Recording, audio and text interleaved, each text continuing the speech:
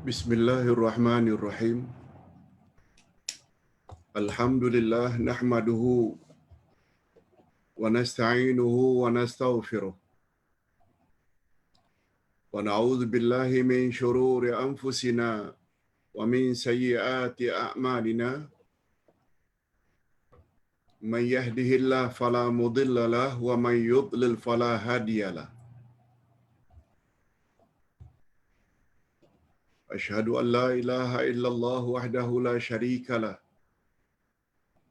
Wa asyhadu anna Muhammadan abduhu wa rasuluh la nabiyya ba'dah. Allahumma salli wa sallim ala nabiyyina Muhammad wa ala alihi wa sahbihi ajma'in amma ba'd.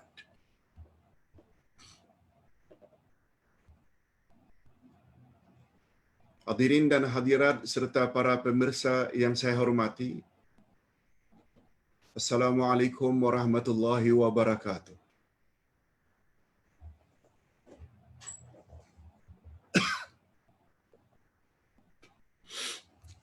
Alhamdulillah, kita bersyukur kehadirat Allah Azza wa Jalla. Berkat taufiknya kita dapat meneruskan lagi majlis ilmu kita pada petang ini berdasarkan kitab wasiatku kepada ahli keluargaku.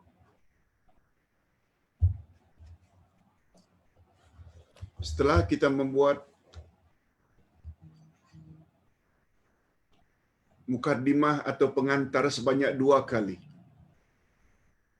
Apa makna wasiat? Wasiat terbagi kepada berapa? Ada wasiat yang berkaitan dengan harta dan ada pula wasiat yang tidak ada kaitan dengan harta. Dalam buku ini, kita hanya membahas wasiat-wasiat yang bukan harta, yang dipanggil juga dengan al-wasiyatus syar'iyyah. Al-wasiyatus syar'iyyah iaitu wasiat agama.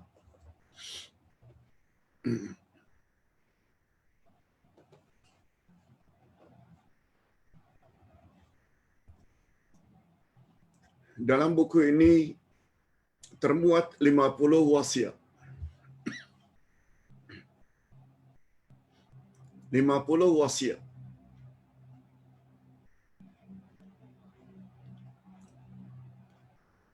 Pada hari ini kita akan mula dengan wasiat yang pertama.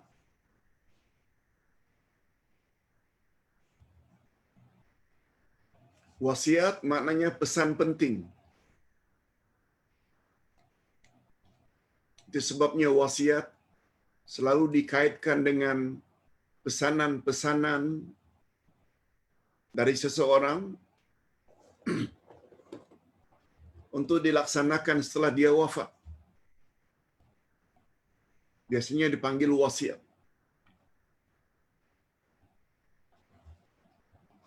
Berbeza dengan hibah. Menurut bahasa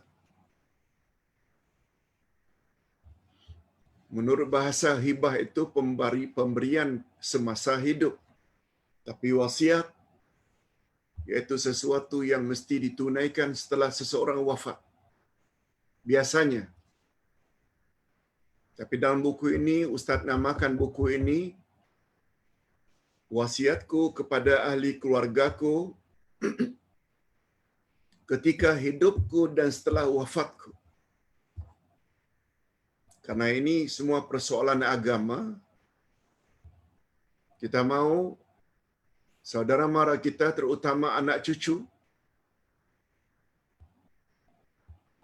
mereka sudah mentaati agama sejak daripada kita masih hidup lagi.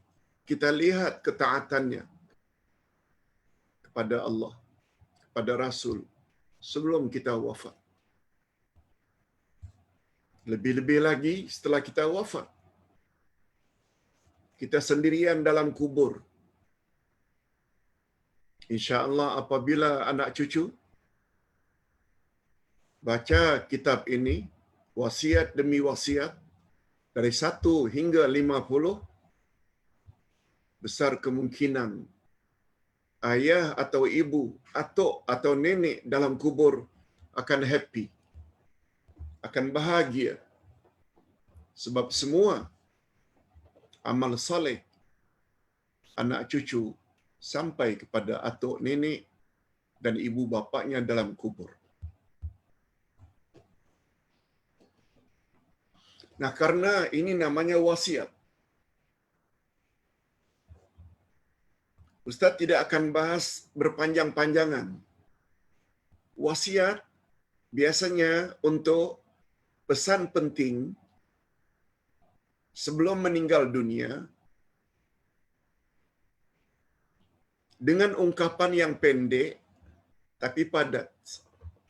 Ungkapan yang pendek tapi padat untuk mudah diingati. Nah, dari sekian banyak wasiat, dari sudut priority, dari sudut keutamaan, Ustaz letak wasiat nomor 1 adalah Islam adalah agama yang hak.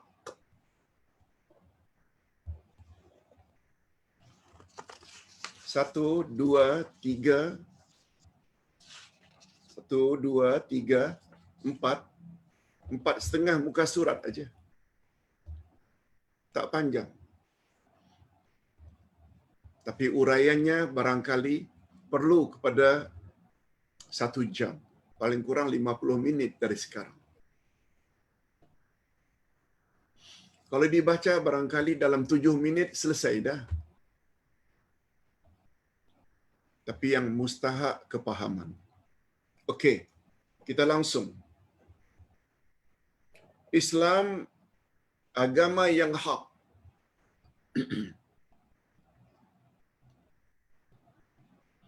Di sini terdiri dari 3 perkataan.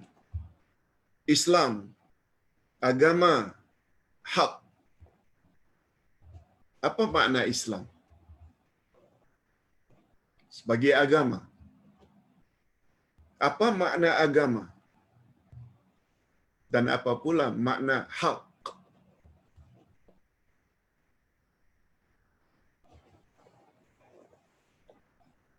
Islam adalah nama bagi agama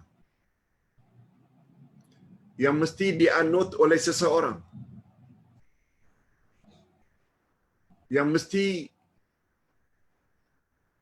dimiliki oleh seseorang. Memiliki agama melebihi daripada memiliki segala-galanya. Orang yang pangkatnya tinggi, orang yang hartanya banyak, orang yang berketurunan mulia,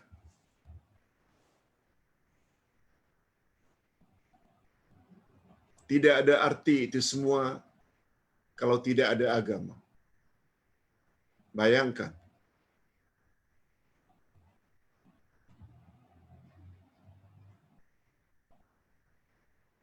Agama maknanya pegangannya.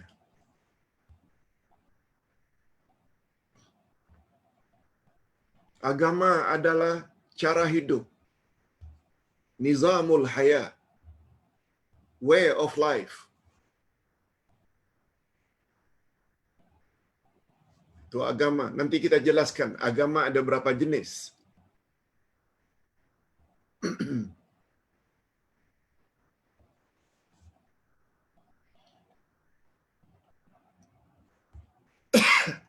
Dalam bahasa Arab dipanggil dengan ad-din.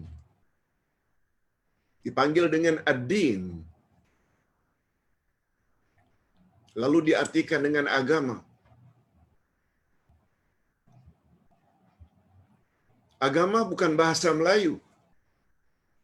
Agama bukan bahasa Indonesia. Bukan. Agama adalah bahasa Hindu lama yang dipanggil dengan Sanskrit. Kalau di Indonesia dipanggil dengan Sanskerta. bahasa Sanskerta, Sanskrit, bahasa Hindu lama. Sekali lagi, agama bukan bahasa Melayu, agama bukan bahasa Riau, agama bukan bahasa Indonesia. Kalau kita kaji dari sudut bahasa, Ustaz pernah baca dan Ustaz pernah tanya kepada pakar bahasa Indonesia, kata beliau agama berasal dari bahasa Sanskrit, Sanskerta. A dan gama. Agama terdiri dari dua perkataan, a dengan gama. A maknanya tidak, gama maknanya kucar-kacir. Gama maknanya berselerak.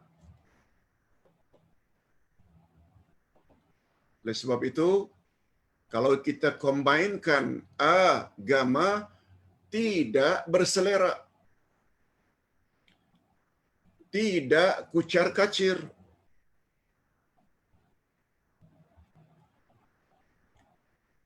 Makna tidak kucar-kacir, maknanya teratur.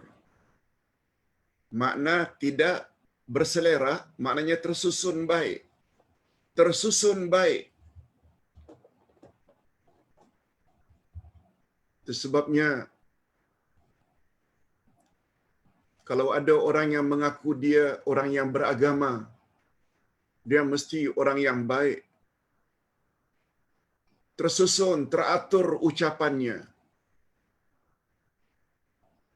Tersusun, teratur cara makannya, cara minumnya, cara berpakaian, cara mengatur rumah tangga,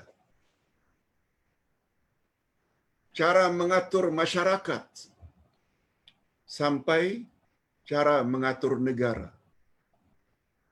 Teratur belaka. Itu makna agama. Sebenarnya tidak betul ugama atau igama, tak betul. Sekali lagi, agama bukan bahasa Melayu, bukan bahasa Indonesia, bukan bahasa Riau, tapi berasal dari bahasa Sanskrit, yang artinya tidak kucar-kacir, tidak berselera.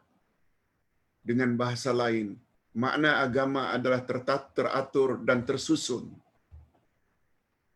Sebabnya bukan orang yang beragama namanya kalau ucapannya tak teratur.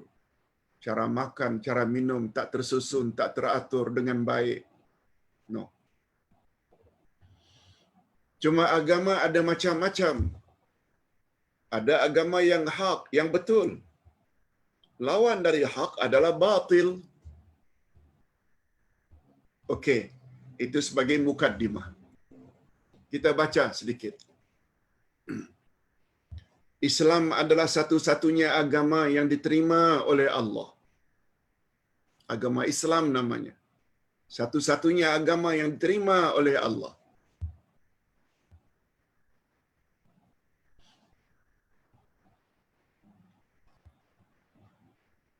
Hanya agama Islam yang dapat menyelamatkan manusia di dunia dan di akhirat.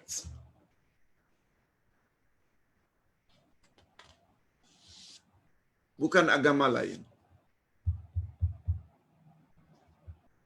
Oleh itu, janganlah sekali-kali sesiapapun yang bercadang ingin keluar dari agama Islam. No.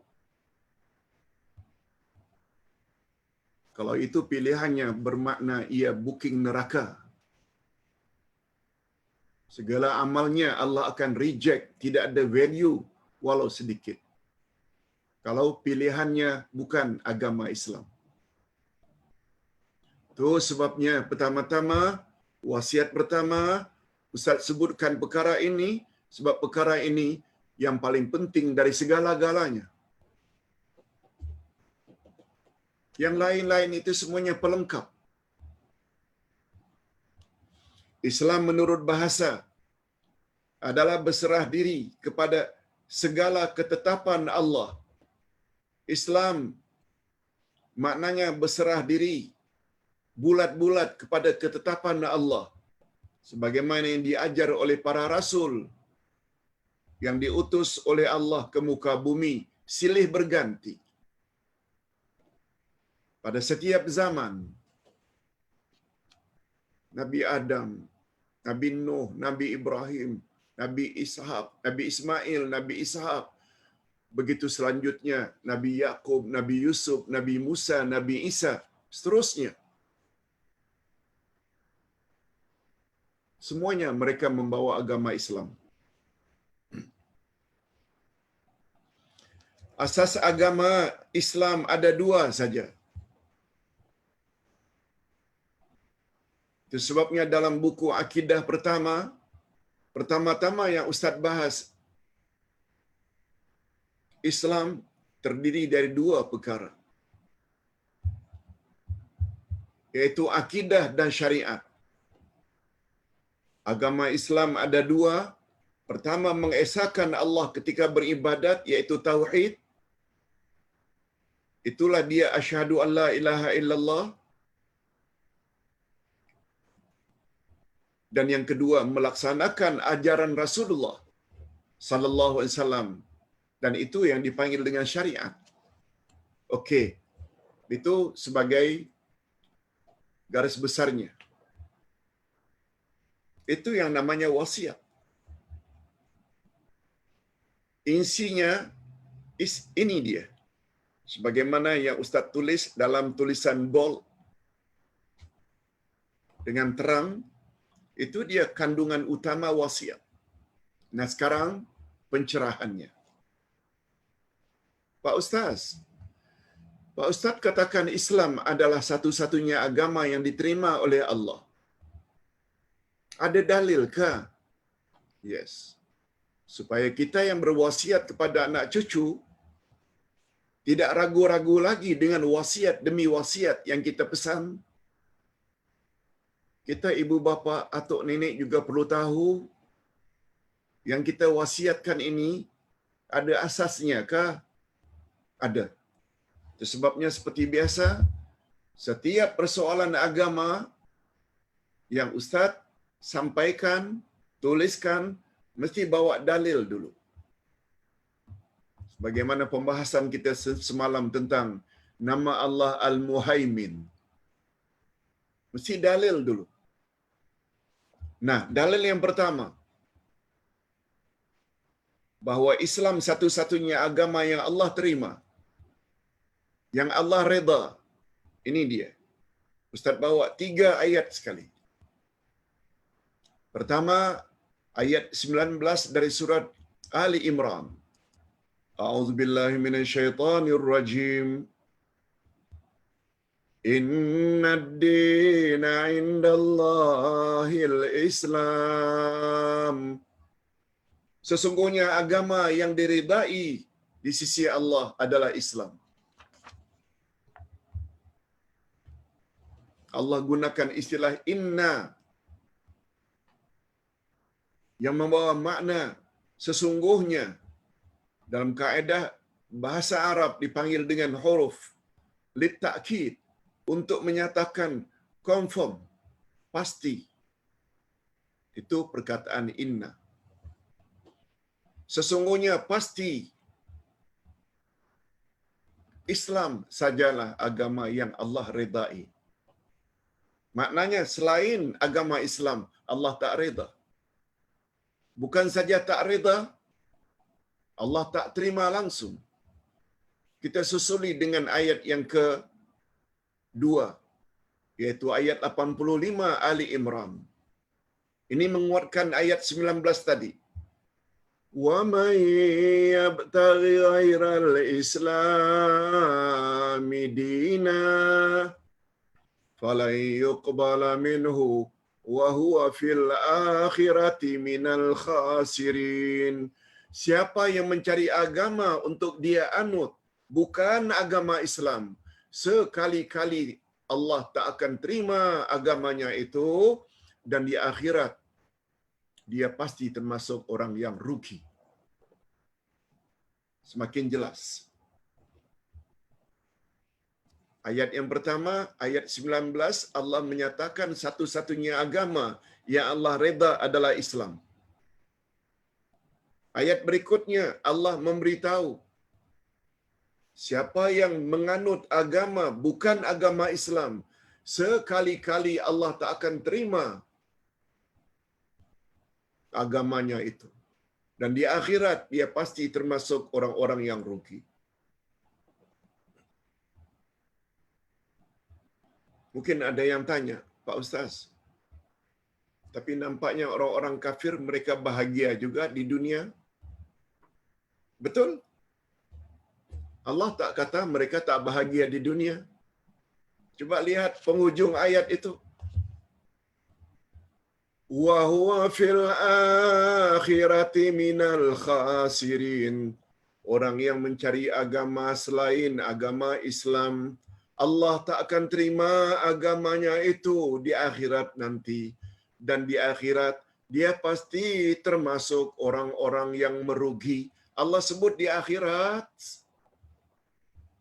Allah tak sebut non-Muslim itu pasti rugi di dunia. Tak, Allah tak sebut. Yang Allah sebut di akhirat, confirm ruginya. Agamanya Allah reject.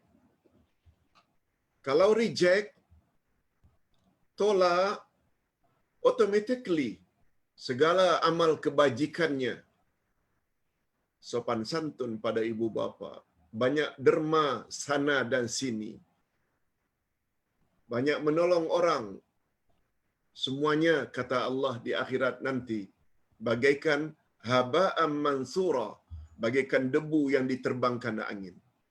Agama saja ditolak, apalagi segala kebaikan yang orang kafir buat, tidak ada value, tak ada nilai sedikit pun. Di akhirat dia pasti rugi. Di situ kata ulama tafsir, barangkali orang kafir boleh berjaya di dunia. Kalau berperang barangkali dia boleh menang.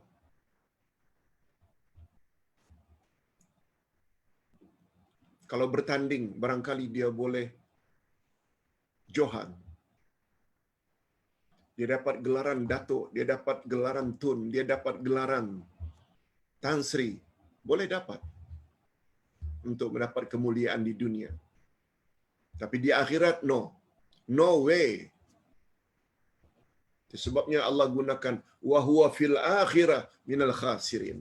Nah, kita tambah satu lagi. Semuanya dari surat Ali Imran. Pertama ayat 19, yang kedua ayat yang ke-85, dan yang ketiga Ali Imran 102. Ayat ini selalu dibaca oleh imam pada hari Jumaat di atas khatib. Ayat ini selalu dibaca oleh khatib di atas mimbar pada hari Jumaat.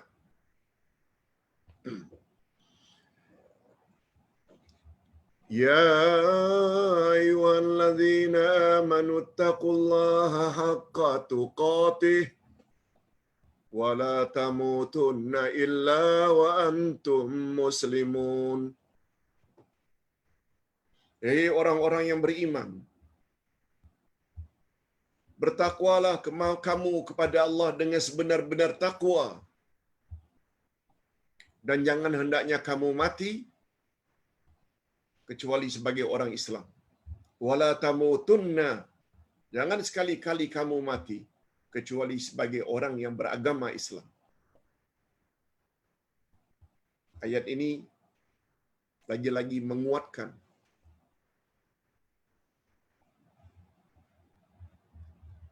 jangan sekali-kali kita bercadang untuk berpindah agama. Kalau ingin selamat dunia akhirat, mesti hidup dalam Islam, mati dalam Islam. Ayat 102. Nah, sekarang setelah kita tahu konten utama wasiat, yaitu Islam agama yang hak. Yang kedua, dalilnya pun dah cukup. 3, semuanya dari surat Ali Imran, ayat 19, ayat 85, dan ayat 102. Nah, sekarang pencerahan. Lebih kurang 35 minit berikut ini pencerahan. Pemahaman, penjelasan. Sebab masalah juga kalau kita berwasiat, kita sendiri tak tahu apa yang kita wasiatkan. Harapan Ustaz yang menulis buku ini, manfaatkan buku ini untuk masing-masing kita berwasiat kepada anak cucu. Ustaz izinkan.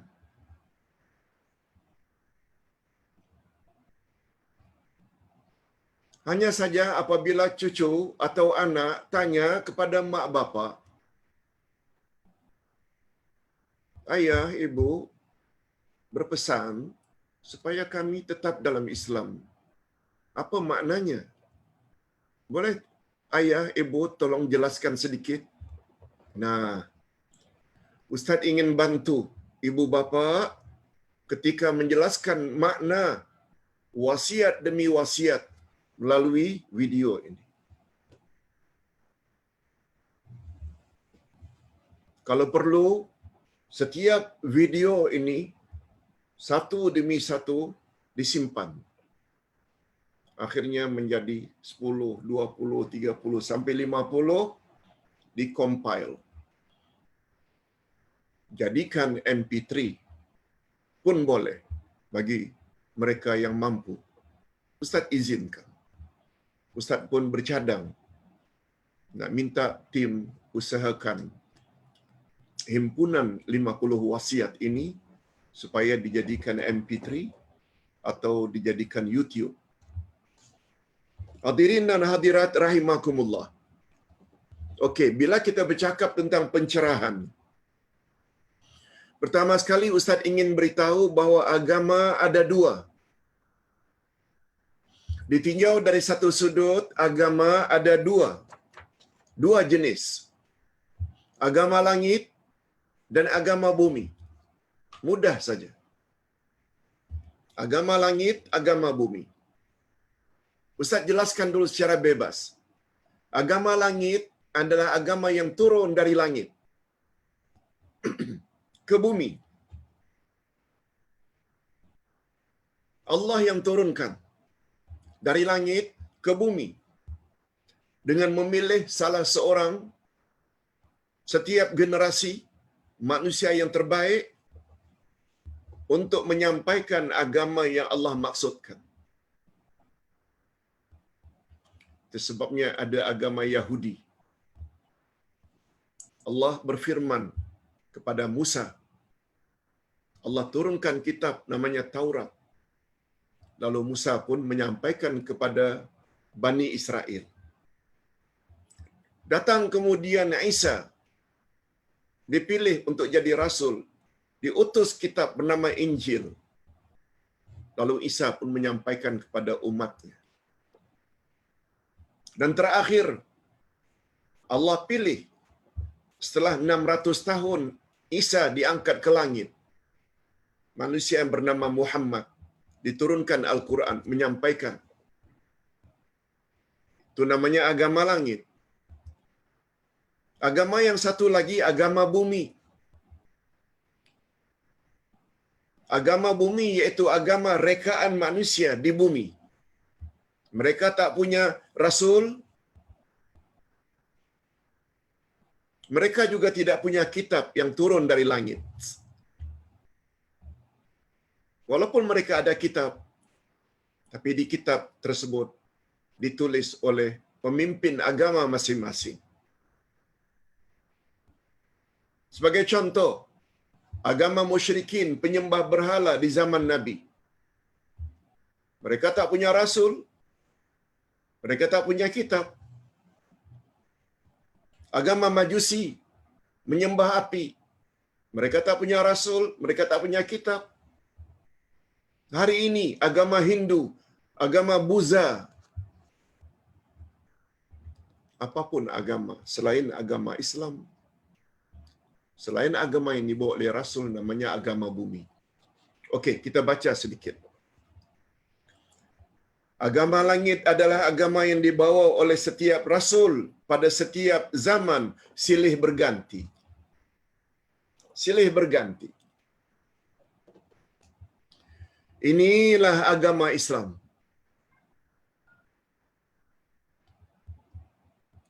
Itu sebabnya agama Islam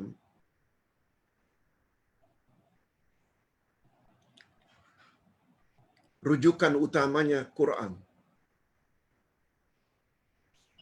Kalamullah. Yang empunya agama Allah. Agama Islam. Yang kedua, rujukannya adalah sunnah Rasul. Sebab tugas Rasul untuk explain apa yang ada dalam Quran. Quran hanya menyebut aqimus salah. Nabi yang explain dalam hadisnya. Kombinasi ini membuat kita tidak akan sesat di atas muka bumi. Itu sebabnya kita orang Islam memadailah dengan menjadikan Rasul itu sebagai pedoman, sebagai role model. Itu sebabnya kita tak bosan-bosan mengingatkan dalam mengamalkan agama Islam, jangan direka-reka cara baru. Walaupun dia namanya kiai, walaupun namanya habib, walaupun namanya tuan guru, kan? Sekadar ingin mendapat pandangan, tak mengapa. Tapi jangan sampai pandangan-pandangan daripada alim ulama kita ikut juga walaupun itu tidak sebagaimana yang dikehendaki Quran dan sunnah Nabi sallallahu alaihi wasallam. Allah akan reject. Man amila amalan laisa alaihi amruna fahuwa rad. Apa saja amalan yang bukan datang daripada kami, kata Nabi, ditolak. Agama bumi, semua agama yang dicipta oleh manusia, mereka tidak mempunyai rasul dan juga tidak memiliki kitab dari langit. Contohnya agama musyrikin Arab, agama Hindu, agama Buddha, agama Majusi dan lain-lain. Okey. Jelas. Nah, sekarang Ustaz kita ingin memeluk agama Islam sahaja. Apa pula maksud agama Islam? Nah, ini dia. Agama Islam sebagaimana yang Ustaz sebut pada awal kitab Akidah Ahlussunnah wal Jamaah jilid 1. Islam terdiri dari dua perkara pokok, yaitu akidah dan syariat. Dengan bahasa lain, akidah maknanya keimanan, keyakinan, kepercayaan, dalaman.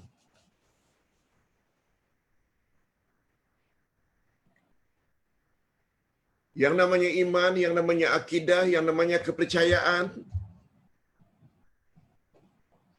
dia tersurat di dalam rukun iman yang 6. Lihat, semua diawali dengan iman. Iman pada Allah, iman pada Rasul, iman pada kitab, iman pada malaikat, iman pada hari akhirat, iman kepada takdir. Semuanya iman, iman, iman, iman. Itu sebabnya dipanggil rukun iman.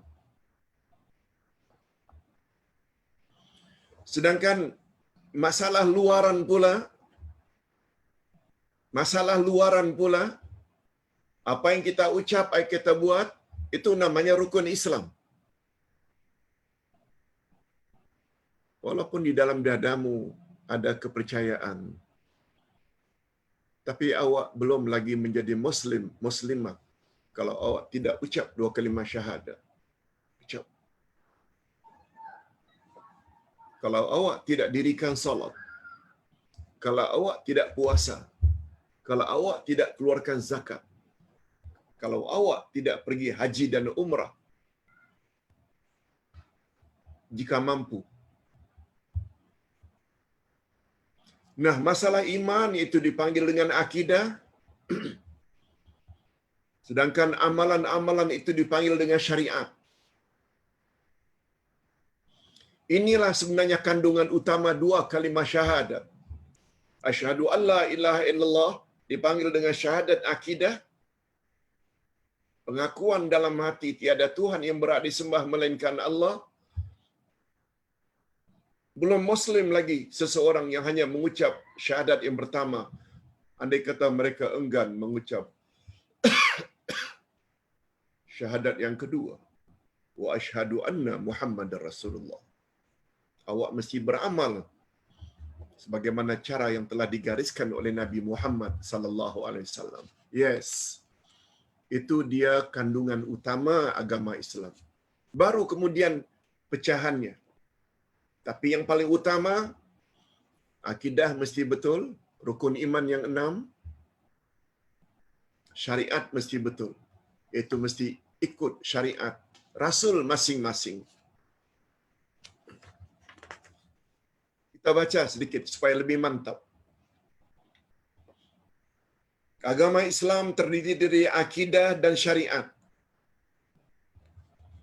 Akidah atau keyakinan atau keimanan setiap umat manusia sejak Rasul pertama hingga Rasul yang terakhir adalah sama, tak sedikit pun berubah, sebagaimana tertera dalam rukun iman yang 6.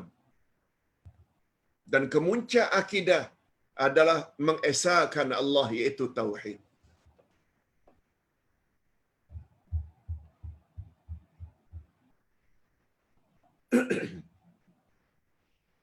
Rukun iman bukan hanya milik umat Muhammad sallallahu alaihi wasallam. Rukun iman yang mesti diyakini oleh manusia setiap umat dari rasul masing-masing. Umat Nabi Nuh juga mesti beriman pada Allah, mesti beriman pada malaikat, mesti beriman pada rasul. Yang ketika itu baru Nuh. Dan rasul sebelumnya, nabi sebelumnya, Nabi Idris, Nabi Syith, Nabi Adam. Mereka mesti beriman pada malaikat, mesti beriman kepada hari kiamat, mesti beriman. Mereka mesti beriman kepada kitab, mereka mesti beriman kepada takdir. Mesti.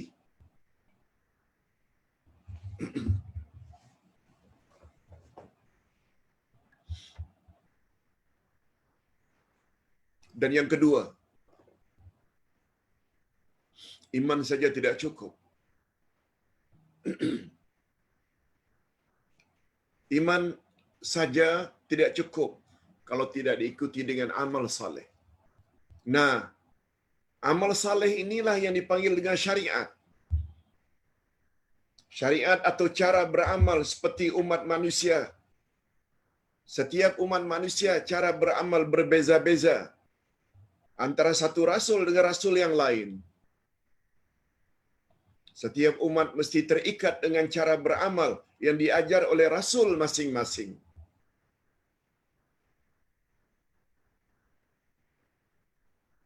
Itu sebabnya hadirin dan hadirat, ketika Ustaz membahas buku ini, Hakikat Dua Kalimah Syahadat, sangat mustahak buku ini.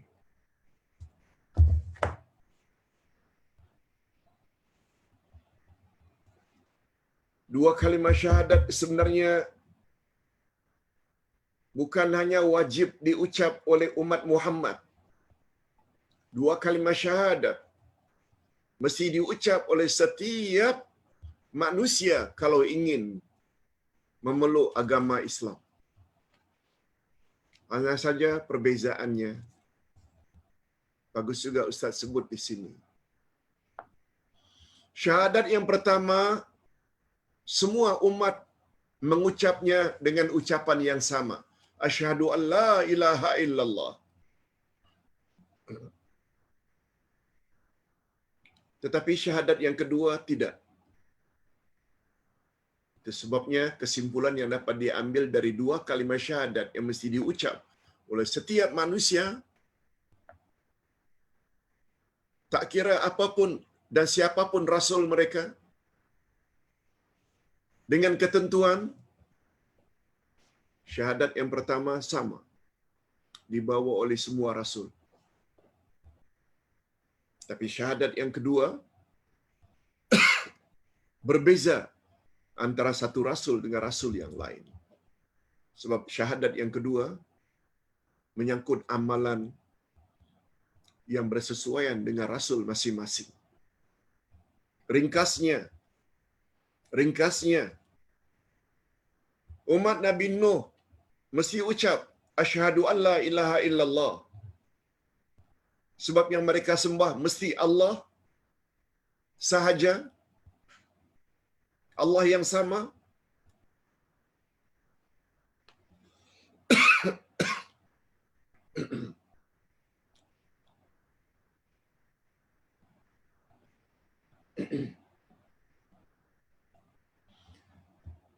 Tetapi cara mereka beribadat pada Allah, umat Nabi Nuh, mesti ikut cara yang diajar oleh Nabi Nuh. Oleh sebab itu syahadat yang kedua, mereka mesti ucap, wa asyhadu anna Nuhan Rasulullah. Aku bersaksi bahwa Nuh adalah Rasulullah. 1000 tahun kemudian datang Nabi Ibrahim. Umat Nabi Ibrahim mesti ucap 2 kalimah syahadat juga. Syahadat yang pertama sama, sebab Tuhan yang mereka sembah, Tuhan yang sama. Asyhadu an la ilaha illallah, tak boleh berubah. Ini namanya syahadat tauhid. Nah, karena umat Ibrahim mesti sembah Allah, beribadat pada Allah ikut cara sebagaimana yang Ibrahim ajar, maka mereka mesti sebut syahadat kedua, wa asyhadu anna Ibrahim Rasulullah. Mereka tak boleh sebut wa asyhadu anna Nuhan Rasulullah, sebab era Nabi Nuh sudah berakhir dengan datangnya Nabi Ibrahim. Begitu seterusnya.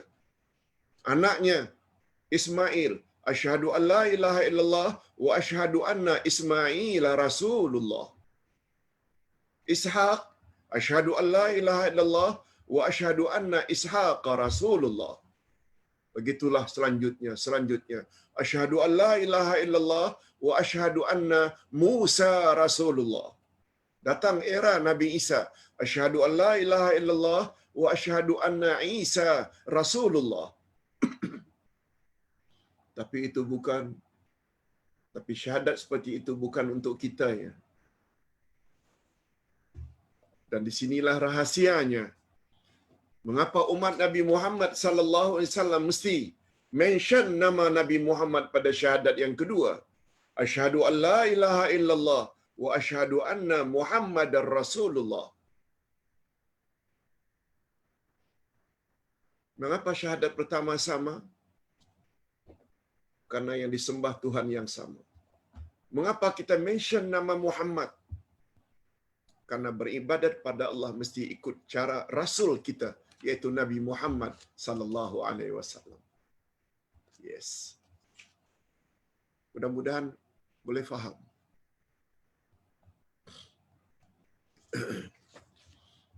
Itu sebabnya para ulama sampai membuat satu ungkapan.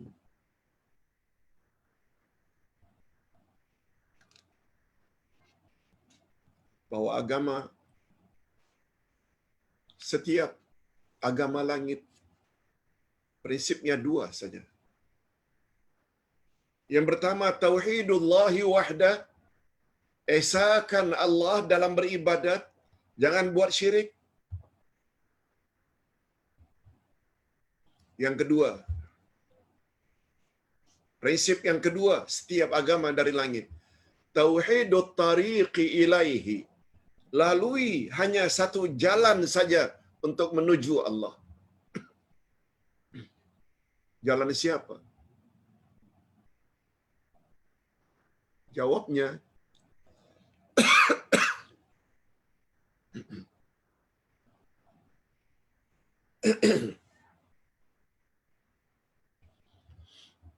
jalan yang diajar oleh Rasul. Rasul mana? Jawabnya, masing-masing Rasul. Kalau Anda umat Ibrahim, ikut Ibrahim. Macam mana Anda ikut? Nabi Muhammad. Nabi Muhammad belum lahir. Umat Nabi Isa, zaman Nabi Isa, ikut cara Nabi Isa yang diajar oleh Nabi Isa. Sebab yang terima wahyu adalah Nabi Isa. Begitu datang Nabi Muhammad sallallahu alaihi wasallam, berakhirlah agama-agama yang lain, termasuk agama langit sebelumnya berakhir.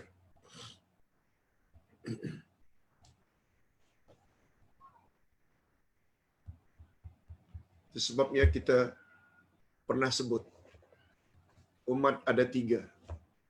Ada umat dakwah, ada umat ijabah, ada umat ittiba'. Dalam ini ada penjelasannya. Umat ada tiga jenis. Umat dakwah maknanya umat yang menjadi sasaran dakwah, target dakwah Nabi. Hari ini, semua manusia termasuk orang kafir adalah umat Muhammad. Tapi dalam kategori umat dakwah. Umat yang kedua, umat ijabah. Umat yang menyahut panggilan Nabi. Dan Nabi sebut, umat yang ijabah ini ada 73. Cuma sayangnya kata Nabi, 72 daripadanya masuk neraka kecuali satu. وَسَتَفْتَرِقُ أُمَّتِي عَلَى 73 فِرْقَةٍ. Umatku akan berpuak-puak menjadi 73 puak. 72 daripadanya masuk neraka. Wa wahidah fil jannah. Ketika Nabi ditanya, "Man hum ya Rasulullah?" Siapa golongan yang satu itu? Yang hanya mereka saja yang layak masuk syurga? Hanya mereka saja yang layak terhindar dari neraka? Nabi jawab, "Ma ana alaihi wa ashabi." Mereka yang ikut aku dan ikut sahabat-sahabatku. Dari perkataan itulah muncul Ahlus Sunnah wal Jamaah. Ini yang kita sedang pelajari. Wasiat ikut Ahlus Sunnah wal Jamaah. Betul Syiah boleh mengatakan mereka orang Islam? Sebab mereka umat ijabah. Iran sendiri menamakan diri mereka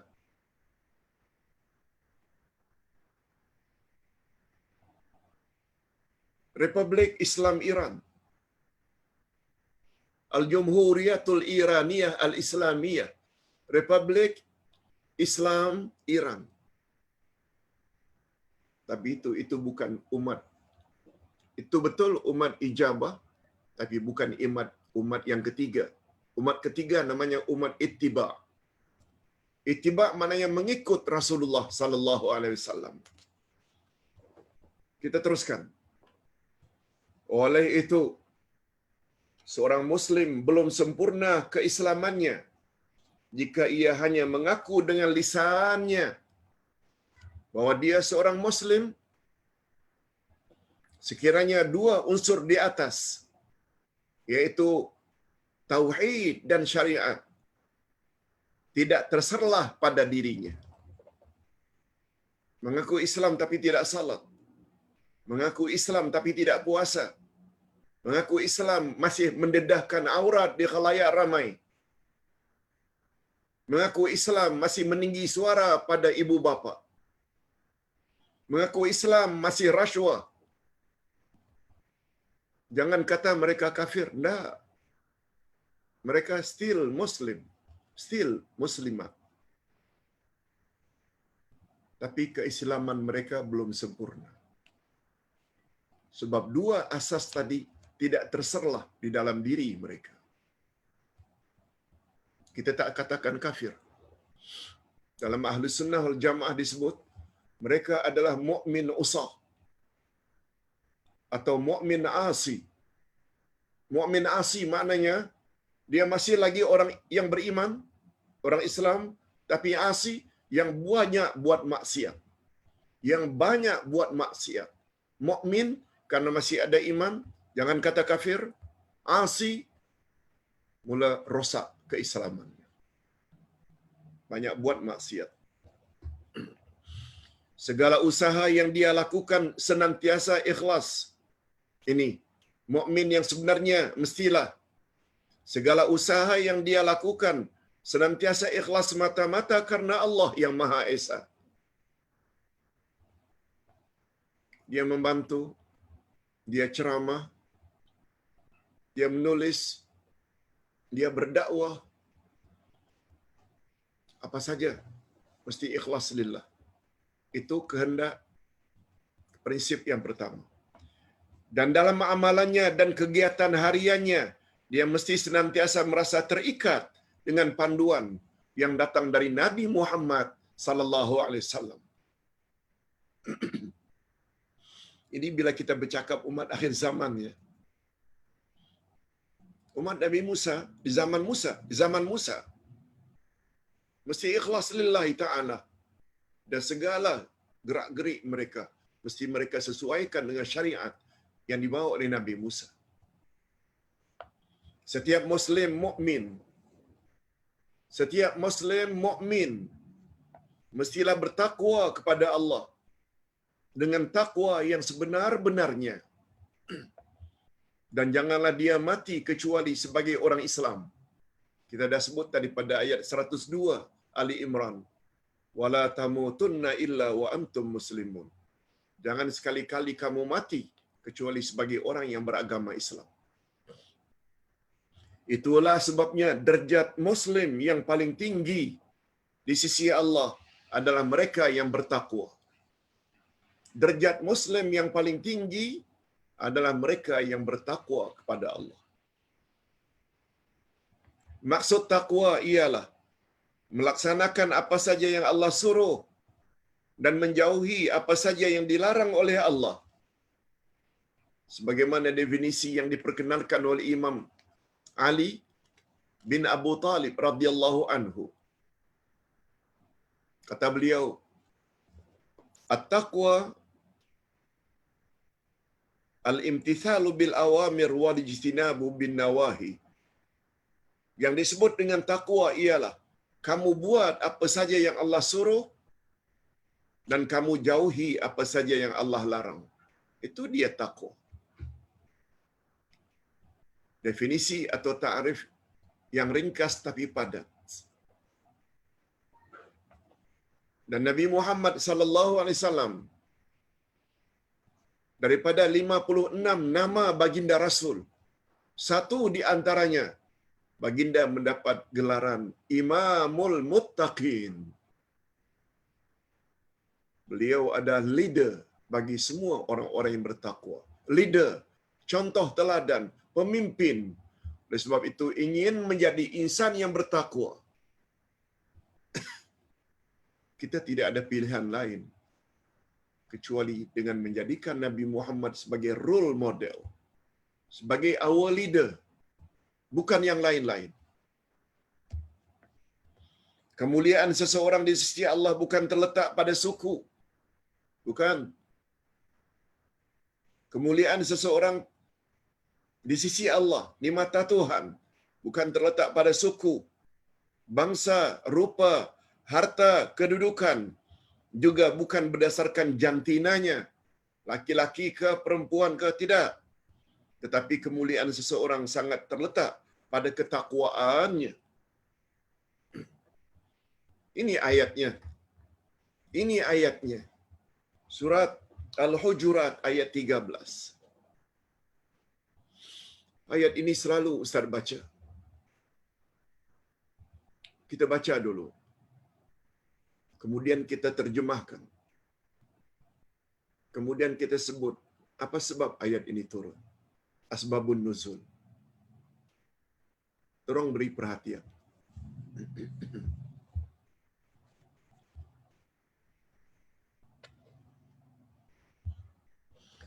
Ya ayyuhallazi maaf. Ya ayyuhan nas inna khalaqnakum min dzakarin wa unsa wa ja'alnakum syu'uban wa qabaila lita'arafu Inna akramakum indallahi atqakum. Innallaha alimun khabir. Ya ayuhan nas, sekalian manusia. Inna khalaqnakum min dzakarin wa untha. Sesungguhnya kami, kata Allah, jadikan kamu, hei manusia, dari seorang lelaki dan seorang wanita. Semua kita tahu, menurut keyakinan kita, laki-laki itu adalah Adam dan wanita itu Hawa.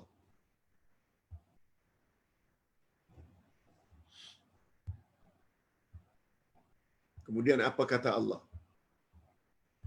وَجَعَلْنَاكُمْ شُعُوبًا وَقَبَائِلَ لِتَعَارَفُوا. Sesungguhnya kami jadikan kamu bersuku-suku dan berbangsa-bangsa supaya kamu saling kenal mengenali.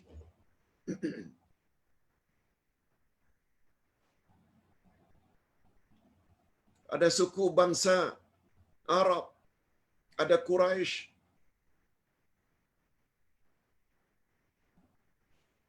ada bangsa Iran, ada bangsa Pakistan, Afghanistan, India, Afrika, Korea, Jepun, Amerika, Australia, Indonesia, Malaysia. Ada suku Jawa, ada suku Aceh, ada suku Palembang, ada suku Padang, ada suku Banjar. Ini maknanya. Allah jadikan manusia itu bersuku-suku dan berbangsa-bangsa. Untuk apa? Bukan untuk berkelahi, tapi lita'arafu, supaya kamu saling kenal mengenali. Saling kenal mengenali, lita'arafu. Kemudian Allah sebut, Inna akramakum indallahi atqakum. Sesungguhnya orang yang paling mulia di antara kamu di mata Tuhanmu, di sisi Allah, adalah orang yang paling bertakwa. Kata ulama tafsir, perkara ini disebut oleh Allah, orang yang paling mulia di antara kamu di mata Tuhan adalah orang yang paling bertakwa. Setelah menyebut ada lelaki, ada wanita, ini memberi isyarat jantina bukan penentu kemuliaan. Disebut pula bersuku dan berbangsa-bangsa, ini juga memberi isyarat suku bangsa bukan penentu kemuliaan di mata Tuhan.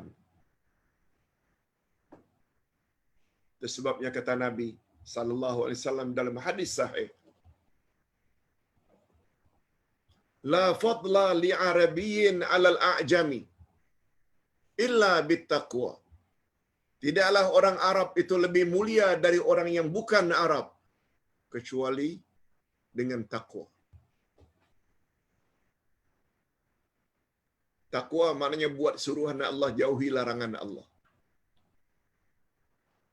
Coba renung dan nilai sendiri. Mana lebih mulia di mata Tuhan antara Bilal bin Rabah dengan Abu Lahab, Arab, Quraisy, uncle Nabi lagi, Abu Lahab.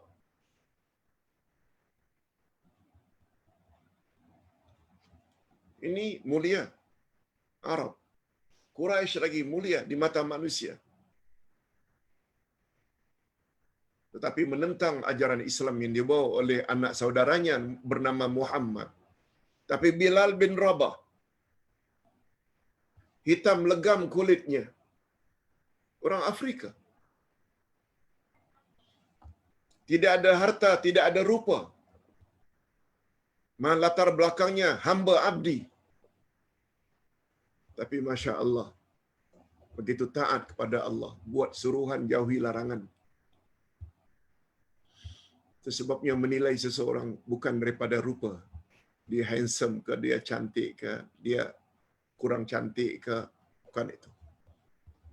Kemuliaan terletak di mata Tuhan adalah berdasarkan takwa. Ada satu riwayat,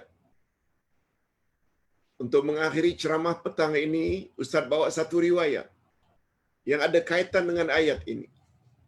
Mengapa ayat ini turun?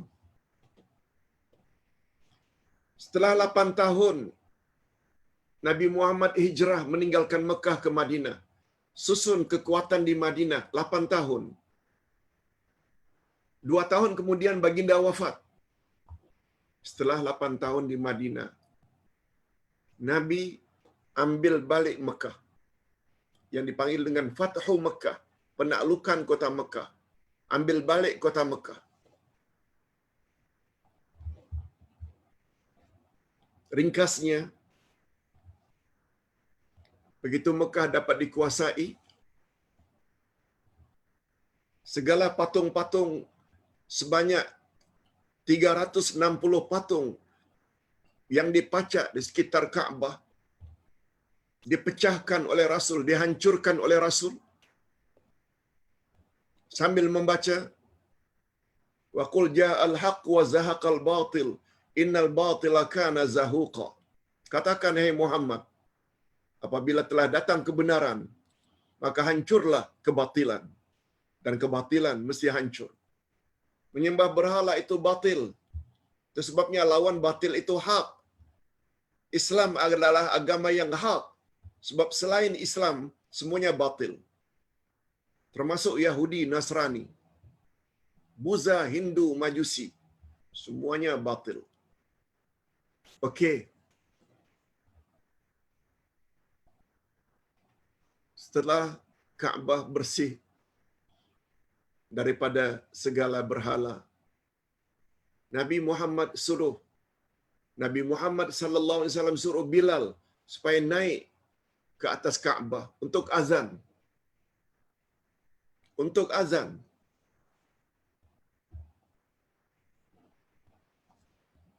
Barangkali itulah azan pertama di Mekah.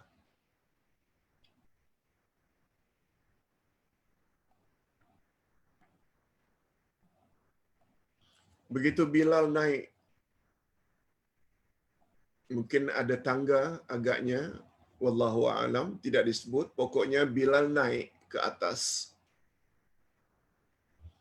Orang-orang Arab dari kalangan sahabat Nabi Muhammad sallallahu alaihi wasallam berkata,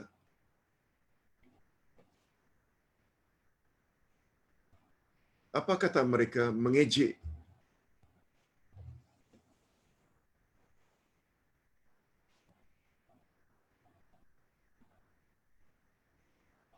Ama wajada Muhammadun muazzinan ghaira hadzal ghurab, atau kama qalu. Ama wajada Muhammadun muazzinan lahu ghaira hadzal ghurab.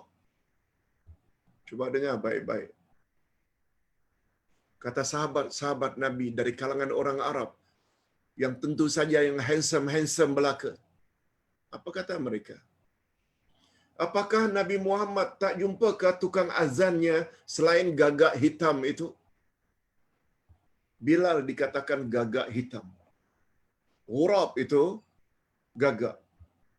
Semua gagak warnanya hitam. Ucapan mereka itu ada nada menghina. Nabi Muhammad sallallahu alaihi wasallam dengar penghinaan tersebut, lalu turun ayat ini. Ayat 13 dari surat Al-Hujurat. Ya ayuhan nas, inna khalaqnakum ya ayuhan nas, inna khalaqnakum min dzakari wa untha wa ja'alnakum syu'uban wa qabaila lita'arafu inna akramakum indallahi atqakum. Sekalian manusia, aku jadikan kamu dari seorang lelaki dan seorang wanita, bersuku-suku dan berbangsa-bangsa, supaya kamu saling kenal mengenali. Sesungguhnya orang yang paling mulia di antara kamu di sisi Allah adalah orang yang paling bertakwa. Ayat ini seolah-olah memberi teguran keras kepada para sahabat, termasuk kepada kita, yang melihat kemuliaan seseorang itu pada rupanya, pada pakaiannya, pada sukunya, pada bangsanya, oh dia dari keturunan itu, dia dari keturunan itu. No. Maksud Ustaz dalam pandangan Tuhan. Namun demikian, andai kata masa silam kita dah terlanjur menyombongkan diri karena kita keturunan anu, no problem. Allah sebut pada penghujung ayat, Innallaha alimun khabir. Allah maha mengetahui lagi maha mengenal. Minta ampun pada Allah. Karena dulu kita dah terlanjur minta maaf kepada Allah, minta ampun pada Allah dan betulkan kita punya pendirian dan sikap bahwa kemuliaan itu terletak pada ketakwaan. Inilah yang kita sangat harapkan. Mudah-mudahan dengan wasiat yang pertama ini, anak cucu kita menjadi orang-orang yang saleh. Yang dengan demikian, kita sama-sama masuk syurga dengan mereka. Sebagaimana yang Ustaz jelaskan pada minggu lalu. Ustaz kira cukup sampai di sini dulu. Mudah-mudahan ada manfaatnya. InsyaAllah, minggu hadapan kita akan mula atau kita akan sambung dengan wasiat yang kedua, murnikan tauhid. Apa makna murnikan tauhid? Hadirin dan hadirat, orang yang mendakwa beriman belum tentu selamat. Andai kata dalam dia beriman, dia juga ada buat syirik. Ini pembahasan kita pada minggu hadapan insya-Allah. Sebab Allah berfirman, orang-orang yang beriman lalu mereka tidak campurkan iman mereka dengan syirik. Mereka sajalah orang yang akan aman dari siksaan Allah. Dan merekalah orang yang mendapat petunjuk.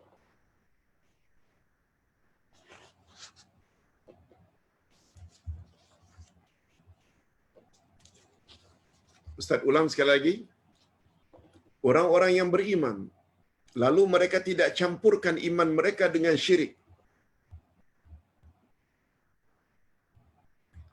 Mereka sajalah yang akan aman dari siksaan Allah.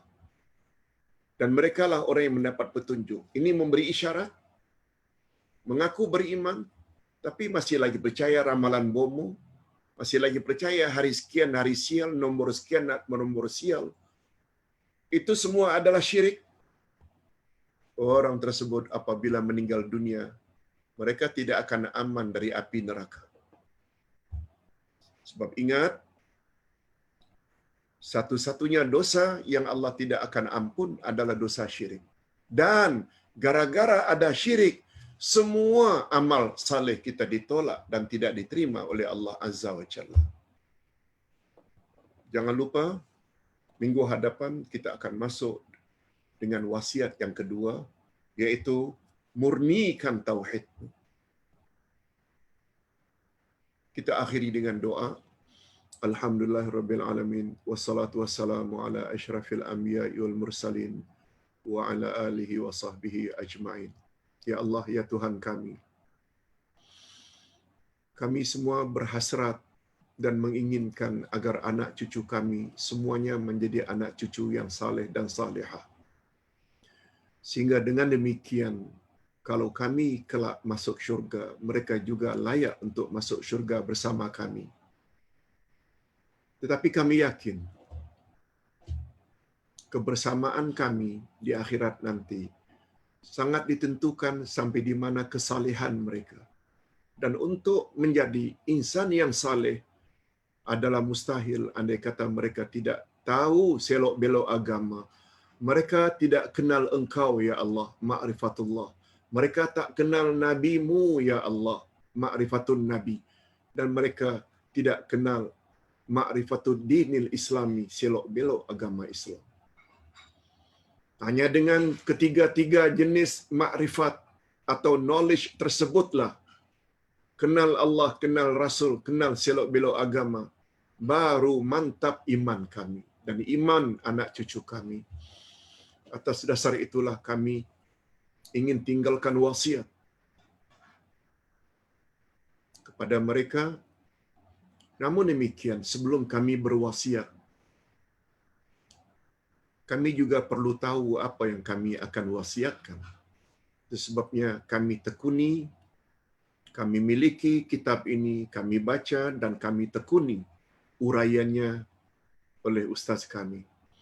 Wa sallallahu ala nabiyyina Muhammad wa ala alihi wa sahbihi ajma'in. Subhana rabbika rabbil izzati amma yasifun.